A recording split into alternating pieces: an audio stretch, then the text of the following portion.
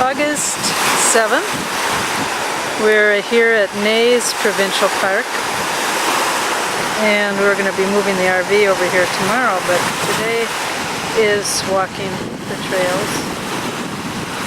We walked the road down here, and now we're going to walk their trails. But here's some interesting material on the beach. We've seen stuff like this before in other places. It's wood residue. We're not quite sure where it comes from, whether it's some kind of pulp mill plant or what, but it really shows up in the water in places. This was true over in Duluth too. If you look down here, this water looks black because there's so much of that material. See it going back. It's real fine wood chip and bark. And this is what it looks like when it dries out. Light colored wood.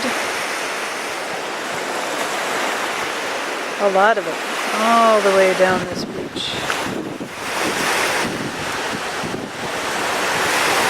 Way down there.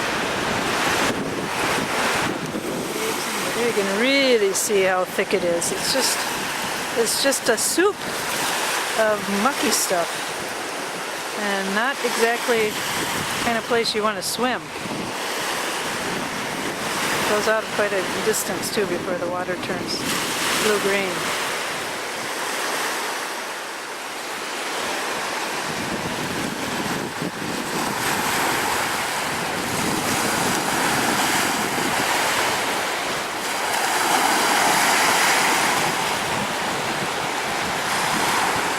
We're on the volcano trail here at Neys Provincial Park, and it is a challenging one. We've been in a lot of different boulder fields, but this one is a little more difficult. The rocks are more fractured, rounded, although they're getting rounded by the waves, but initially they got here through a fracturing process, so much more angular. And look at the logs, driftwood logs that have been washed up here on this high rocky shore probably by autumn storms.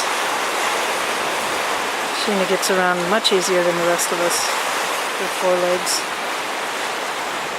Still on the volcano trail. You can see that the terrain has changed again, and it really is an excellent trail for explaining geology. Some of the best physical examples and the graphic signage are really good too.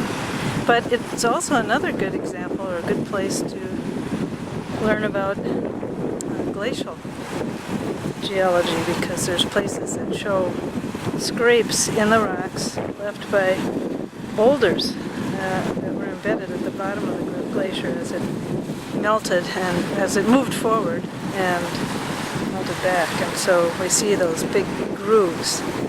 Something that people are probably going to be able to see more recent examples of in places like Glacier National Park and in Alaska. There's a few other places around the world where we're seeing the glaciers melt away, exposing rock underneath. Watching an osprey, maybe.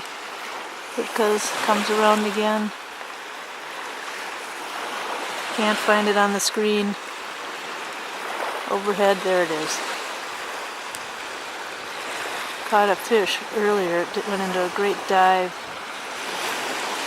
Came up with a fish.